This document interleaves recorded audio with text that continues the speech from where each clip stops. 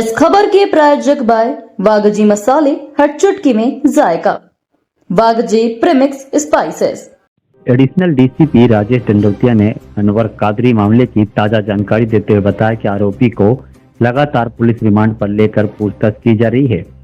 Additional DCP Rajesh Dandotiya के अनुसार पूछताछ में सामने आया कि अनवर कादरी ने नेपाल के काठमांडू में लगभग 1 माह तक व्यापारी बनकर एक होटल में ठहरा था। होटल का भुगतान उनकी बेटी आयशा ने ऑनलाइन किया था। जांच में यह भी पता चला कि उनकी पत्नी भी कुछ समय पहले नेपाल गई थी।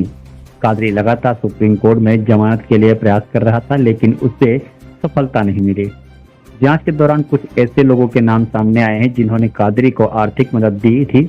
उनकी भूमिका भी पुष्टि की जा रही है। यदि वह अपराध में सम्मिलित पाए गए तो उनके खिलाफ भी कानूनी कार्रवाई होगी।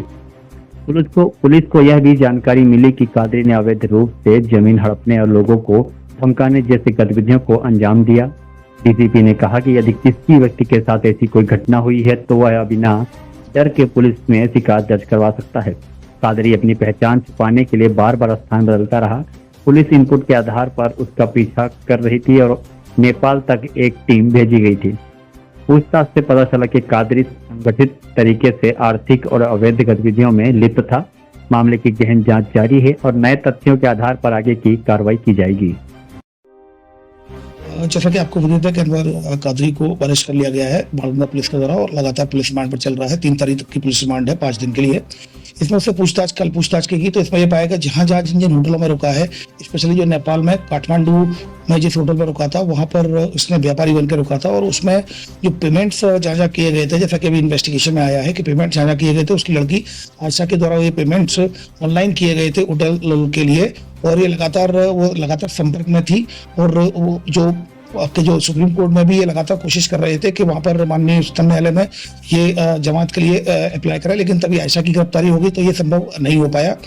उसके बाद फिर ये भी पता चला है कि उसकी दूसरी पत्नी जो फरहाना है वो भी नेपाल गई थी, 19/7/25 को नेपाल गई थी। इसमें कुछ ऐसे पार्टनरों के नाम सामने आए जिन्होंने आर्थिक उसकी मदद की थी। अब इन्वेस्टिगेशन में कुछ नाम सामने आए हैं तो उनको वेरीफाइड किया जा रहा है। अगर अपराध में संलिप्तता पाई जाती है तो उनके खिलाफ भी वैधानिक कार्रवाई की जाएगी।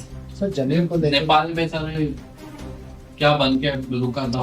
नेपाल में ये व्यापारी बनकर रुका था और चूंकि पेमेंट्स ऑनलाइन इसकी लड़की के द्वारा किए जाते रहे थे आयशा को, जिसको पूर्व में ही बालगंगा पुलिस के द्वारा गिरफ्तार किया जाकर जेल भेजा जा चुका है। अभी नेपाल में लगभग 1 महीने के करीब ये नेपाल में रहा था। जैसा कि पूछताछ में बात सामने आई है कि वो पहले भी कोशिश कर रहा था कि किस तरह सरेंडर, लेकिन उसको ऐसा लग रहा था पुलिस मारपीट करेगी, बट पुलिस कभी भी इस तरह की इलीगल एक्टिविटीज नहीं करती है क्योंकि उनको सरेंडर हो जाना चाहिए था। नेट बैंकिंग की यूज भी कर रहा था, अन्य डीएमपी ने बदली थी। यस, इसके द्वारा नेपाल में एक सिम ली गई थी और ये काठमांडू में अपने नाम से ही सिम ली गई, ऐसा इन्वेस्टिगेशन में आया है। और इस तरह से जो उसका नाम जब उसके सिम ली गई थी, इस सिम को भी रिकवर करने के लिए प्रयास किए जाएंगे। उसका इन्वेस्टिगेशन में इस पार्ट को लिया जाएगा। ये बात कबूल है कि ये फंडिंग करता था। अभी तक इस तरह की बात अभी इन्वेस्टिगेशन में उसके द्वारा नहीं बताई गई है, लेकिन लगातार उससे पूछताछ चल रही है। अभी 3 तारीख तक का पुलिस रिमांड है तो पुलिस और पूछताछ कर रही है और एविडेंसेस कलेक्ट किए जा रहे हैं। जमीनी संबंधी मामलों में उलझा हुआ था ये कुछ बात सामने आई है कि जमीन संबंधी कुछ लोगों के साथ मिलकर ये अवैध जमीनों में और लोगों को धमकाकर और जमीनों को अपने नाम कराने की इस तरह की बात सामने आई है। लेकिन अगर किसी भी व्यक्ति के साथ उसके द्वारा इस तरह की कृत्य किया गया है तो वो निर्भीक होकर उसकी रिपोर्ट थाना बालगंगा में कर सकता है या वरिष्ठ अधिकारियों को कर सकता है। उस पर भी वैधानिक कार्रवाई की जाएगी। बेटी और पत्नी का कोई व्यक्ति यस, कुछ नाम सामने आए हैं। जैसा कि मैंने आपको बताया, कुछ ऐसे नाम सामने आए जिन्होंने आर्थिक मदद इसकी की है, उनको भी वेरीफाइड किया जा रहा है इन्वेस्टिगेशन के दौरान। और अगर अपराध में संलिप्तता पाई जाती है तो उनको भी उनके खिलाफ भी वैधानिक कार्रवाई की जाएगी। देखिए, जैसा कि पूछताछ में बताया था, चूंकि ऑलरेडी लगातार पुलिस प्रयास कर रही थी और इसमें लगातार उसको आइडेंटिफाइड किया जा रहा था। जैसा कि आपको विदित होगा कि साउथ में भी जब ये रुका था तो कहीं ना कहीं हमारी टीम भी साउथ पहुंच गई थी, हमारी टीम भी नेपाल पहुंच गई थी। जो इनपुट्स मिले थे हम लगातार फॉलो कर रहे थे, सारी चीज टेक्निकल एविडेंसेस के आधार पर, ग्राउंड इंटेलिजेंस के आधार पर ऐसे इनपुट्स मिले थे। उसके आधार पर हमारी टीम भी नेपाल गई हुई थी। तो संभवतः पुलिस से अपनी पहचान छुपाने के लिए या आम जन से अपनी पहचान छुपाने के लिए इसके द्वारा हुलिया बतला दिया।